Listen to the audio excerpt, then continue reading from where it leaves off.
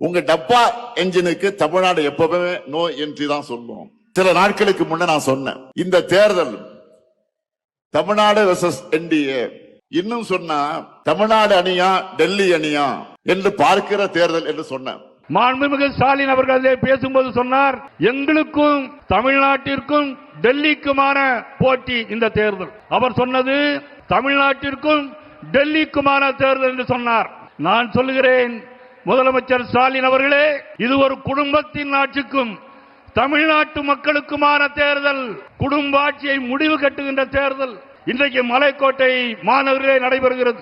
பிரதமர் நரேந்திர மோடிஜி எப்பொழுதெல்லாம் சென்னைக்கு வருகிறார்களோ, பிரதமர் நரேந்திர மோடிஜி எப்பொழுதெல்லாம் தமிழகத்திற்கு வருகிறார்களோ, அப்பொழுதெல்லாம் தாய்மாமன் சீர்கொண்டு வருவதை போல, தாய்மாமன் வீட்டு சீர் வருவதை போல இன்றைக்கும் 5600 கோடி ரூபாய்க்கு அடிக்கல் நாட்டி இருக்கிறார்கள். இன்றைக்கும் முதலமைச்சர் ஸ்டாலின் கேட்கிறார், என்ன கொடுத்தார்கள், என்ன கொடுத்தார்கள்?